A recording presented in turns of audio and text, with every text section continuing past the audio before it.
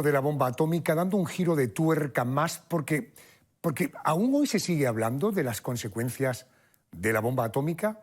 Vamos a analizar esas consecuencias en distintos espacios de tiempo. David de Caisal es analista en geopolítica y geoestrategia internacional, es director del área de seguridad y defensa del INISEG, el Instituto Internacional de Estudios en Seguridad Global. David, muy buenas noches, me alegro de saludarte, gracias por atenderme. Muchas gracias, Adolfo. Buenas noches. Buenas Encantado noches. de saludarte. Gracias. El 6 de agosto de 1945 se lanza la bomba atómica sobre Hiroshima y 3 días después sobre Nagasaki. ¿Cuántas personas murieron directamente por el impacto de estas bombas? Bueno, contextualizando un poco el aspecto histórico, los bombardeos atómicos sobre Hiroshima y Nagasaki, que evidentemente fueron dos ataques ordenados por el presidente Harry S. Truman, presidente de los Estados Unidos, contra el Imperio del Japón. Esos ataques se efectúan, como bien decías, del 6 al 9 de agosto del 45. Van a contribuir junto con la guerra soviético-japonesa, que se inicia el 8 de agosto del 45, y bueno, va a llevar a esa rendición del Japón y al fin de la Segunda Guerra Mundial. Recordemos que esos bombarderos Boeing B-29, los denominados Enola Gay, pilotado por el coronel Paul Tibbets, y el B-29 Boxcar, pilotado por el mayor Charles Sweeney, son los que van a lanzar esas dos bombas nucleares. El total se estima que alrededor de 214.000 personas aproximadamente pudieron morir directamente por el impacto de las bombas. En Hiroshima se calcula que la bomba Little Boy pudo matar a unas 70.000 personas aproximadamente, y que el Nagasaki, por ejemplo, la bomba Fat Man mataría a unas 40.000 personas al instante por la misma causa, ¿no? Tanto de la explosión como el calor y la radiación. Además, las muertes inmediatas a esa radiación y a los efectos a largo plazo, evidentemente, de ese bombardeo llevado a cabo por los norteamericanos, pues causaría más muertes en los años siguientes. Casi 250.000 de víctimas como consecuencia del lanzamiento de las dos bombas. Las personas que no murieron por el impacto directo, pero que se encontraban a decenas o cientos de kilómetros, ¿qué consecuencias sufrieron? Bueno, las personas que van a sobrevivir a ese bombardeo en Hiroshima y Nagasaki, pero que evidentemente no están en ese epicentro, van a sufrir diversas consecuencias, ¿no? Incluyendo pues, la explosión a la radiación, los efectos a esa radiación, así como traumas psicológicos, debido también, evidentemente, a esa catástrofe de la que fueron partícipes, ¿no? Nos encontramos con efectos agudos, con efectos a largo plazo, con efectos genéticos, sobre todo importantísimo, porque esa radiación puede dañar el ADN. Luego también como efectos psicológicos los traumas que van a enfrentarse, la ansiedad, el miedo por la exposición a la radiación, la dificultad para reintegrarse a la sociedad, porque recordemos que muchos supervivientes de Hiroshima y Nagasaki van a tener muchas dificultades para reintegrarse en la vida civil, ¿no? Y en la sociedad. Los desplazamientos, miles de personas van a tener que ser desplazadas de sus hogares, de sus casas, de sus familias, discriminación, impacto también en la familia, ¿no? Pues que esas familias, evidentemente, esos supervivientes también fueron afectados por la catástrofe, incluyendo, evidentemente, la pérdida de muchos familiares y la dificultad para reconstruir sus vidas de nuevo, ¿no? ¿Hasta dónde alcanzan los ecos de la bomba atómica? ¿Hasta dónde alcanzaron? Hablo de distancia. ¿Hasta dónde llegaron los efectos de la bomba? Bueno, tanto lo que son esos efectos, tanto a nivel visual, al sentir ese temblor y luego también al escuchar esa explosión, los efectos de la bomba atómica, tanto en Hiroshima como en Nagasaki, van a, digamos, a sentirse en grandes distancias, ¿no? El sonido, por ejemplo, se percibe hasta unos 24 kilómetros aproximadamente de distancia de Hiroshima. La explosión se sintió a más de 60 kilómetros aproximadamente de distancia de algunas de las áreas. El destello, por ejemplo, de la explosión se observó claramente a distancias de hasta casi 300 kilómetros. En cuanto a lo que es el sonido de la explosión, pues bueno, tenemos en Hiroshima que el sonido va a escucharse sobre todo unos 24 kilómetros aproximadamente, aunque no fue, digamos, claramente percibido por quienes van a sobrevivir a ese cerco del centro de la explosión. Según el aviso que se dio desde el Cuerpo de Marines de Camp Pendleton, el sonido de las explosiones se puede amplificar, se puede escuchar hasta incluso unos 80 kilómetros aproximadamente desde el epicentro de donde se lance la explosión, ¿no? Luego tenemos la explosión y la luz. En el caso de Hiroshima, la explosión de la bomba va a llegar a unos 60 kilómetros de distancia. La luz de la explosión de la bomba, por ejemplo, en Nuevo México, la prueba Trinity, el 16 de julio del 45, en el proyecto Manhattan, se va incluso a llegar a observar claramente desde Albuquerque, desde Santa Fe, Silver City, El Paso y otras áreas un poco más alejadas, hasta unos 300 kilómetros aproximadamente. David, no hablemos ahora de las personas, hablemos de los lugares. ¿Qué ocurre en un lugar atacado por una bomba nuclear en los meses inmediatamente, meses y años inmediatamente posteriores? Bueno, es una interesante pregunta. En cuanto a lo que son los meses y años posteriores a ese epicentro, a ese lanzamiento de una bomba nuclear, a un ataque nuclear, vamos, un hogar experimenta una serie de efectos completamente devastadores, ¿no?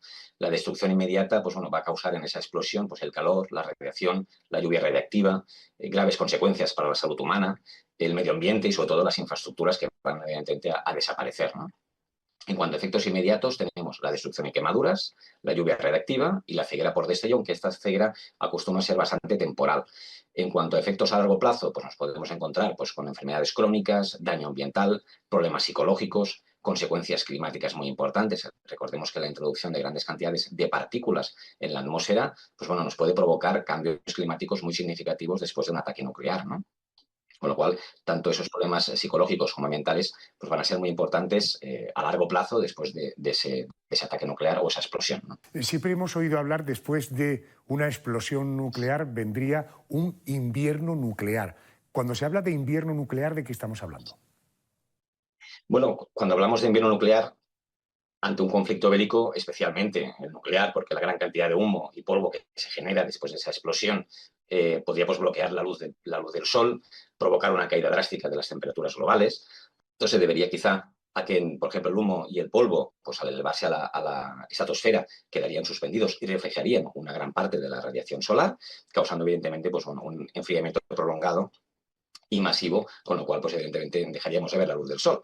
En cuanto a ese invierno nuclear, pues lo podemos caracterizar por un enfriamiento global, un impacto en la agricultura, evidentemente, porque debido a ese enfriamiento y a la reducción de la luz solar afectaría a la producción de los alimentos, evidentemente, lo que podría pues, llevar a cabo una escasez y hambruna en la población, el impacto en la salud y el impacto, evidentemente, en el clima, ¿no? Sobre todo porque ese invierno nuclear pues, puede causar graves cambios climáticos a largo plazo después de esa explosión. Dos para terminar. Hoy, casi 80 años después del lanzamiento de las bombas sobre Hiroshima y Nagasaki, ¿cuál es allí la situación? Bueno, casi 80 años después de esas bombas sobre Hiroshima y Nagasaki, hay que recordar que esas ciudades están ahora pues, bien habitadas, se han reconstruido, pero la radiación deja secuelas en muchos de los supervivientes, evidentemente. Aunque el peligro más inmediato, podríamos decir, a esa radiación aguda ha disminuido, algunas personas siguen sufriendo efectos a largo plazo. Como peligro sí que ha desaparecido, pero las secuelas no. Tenemos una radiación aguda.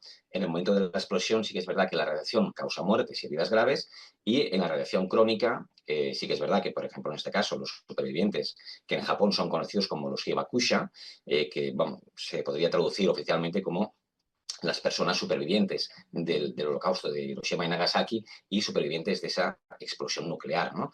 Oficialmente hay en la actualidad unos 360.000 hibakusha en Japón hoy en día, de los cuales antes o después pues, bueno, han sufrido diversas desfiguraciones físicas y también otras enfermedades. También se han creado a partir de esos hibakusha los Nihon Hireiko, que son, digamos, una especie de grupo de presión o lobby que intenta presionar al gobierno japonés para que intente evitar cualquier tipo de guerra nuclear o de armamento nuclear dentro de sus fuerzas de autodefensa, ¿no? Recordemos que las Fuerzas Armadas japonesas desde el 54 es considerada como fuerza de autodefensa, aunque no tienen armas nucleares, sí que Japón tiene pues, unas 17 centrales nucleares y 2 más reactores que están en construcción, con lo cual este grupo de presión, que son herederos de esos Hibakushai, pues lo que intentan es pues, evitar que haya otra vez un segundo Hiroshima o Nagasaki, ¿no? David, te decía dos, voy con la última. Teniendo a los nazis ya con una declaración de una rendición firmada, los japoneses, como nos contaba el historiador, en fin, en una situación desde el punto de vista militar, en fin, prácticamente casi en la aniquilación, ¿no? ¿Qué sentido tuvo que Estados Unidos lanzara la bomba atómica? ¿Qué pretendía el presidente Truman?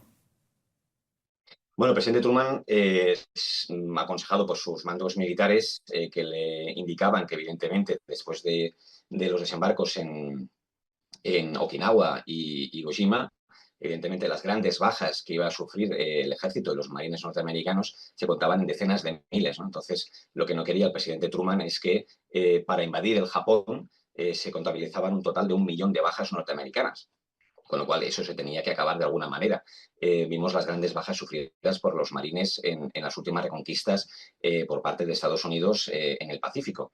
Está claro que el presidente Truman, ante una posible reelección electoral en los Estados Unidos, no quería llevar a cabo una ofensiva de invasión en el Japón y enfrentarse a 1 millón de bajas norteamericanas, con lo cual la mejor opción era pues, poner punto y final a la guerra con el lanzamiento de esas 2 bombas. Entiendo. Yo creo que también los Estados Unidos nunca perdonaron a Japón el ataque a Midway. Y tengo la impresión de que esa se la No. tenían guardada, claramente, ¿eh? Exacto, exacto.